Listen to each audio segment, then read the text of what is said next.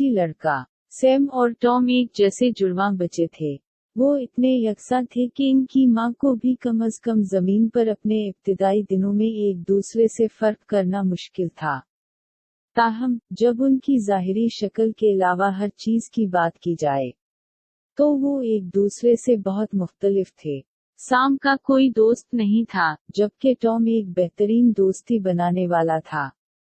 Sam को मिठाइयाँ पसंद थी, लेकिन टॉम को मसालादार खाना पसंद था और मिठाइयों से नफरत थी। सैम माँ का पालतू था और टॉम वालिद का पालतू था।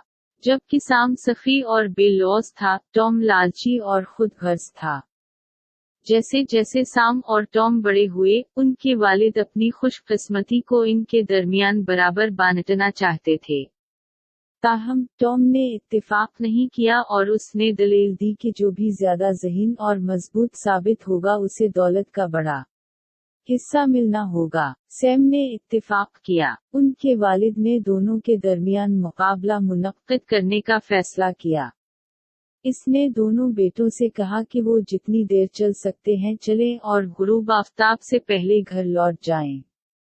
माल को फासिला तय करने के तनासुब से तकसीम किया जाएगा। मुकाबले के उसूल के तौर पर इन्हें वक्त की खबर रखने के लिए घड़ी ले जाने की इजाजत नहीं थी।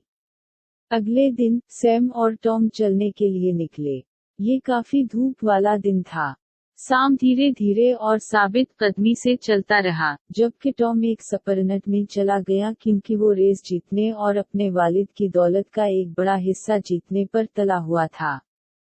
सैम जानता था कि जहां तक मुमकिन हो दोपहर तक पैदल चलना और दोपहर के वक्त घर के लिए चलना मिसाली होगा क्योंकि घर वापस जाने में इतना ही वक्त लगेगा। ये जानकर सैम ने फैसला किया कि दोपहर के वक्त घर वापस पलटना है ताकि वक्त पर घर पहुंच सके। ताहम ज्यादा दौलत कमाने के लालच में टॉम ने दोपहर के बाद भी घर वापस आने की कोशिश नहीं की। वो सैम से दोगुना लंबा चलता रहा और सोचा कि वो अब भी गुरूब आफ्ताब से पहले घर वापस जा सकेगा। सूरज को नारंगी होते देखकर वो जल्दी से वापस चला गया। बदकिस्मती से जब सूरज गुरूब होने लगा तो वो आधा घर तक नहीं पहुंच सका। धीरे धीरे अंधेरे ने इसके रास्ते को अपनी लपेट में ले लिया और उसे अपने थके हुए पांव घसीटते हुए घर वापस आना पड़ा। वो रेस हार गया था, सिर्फ अपने लालच की वजह से।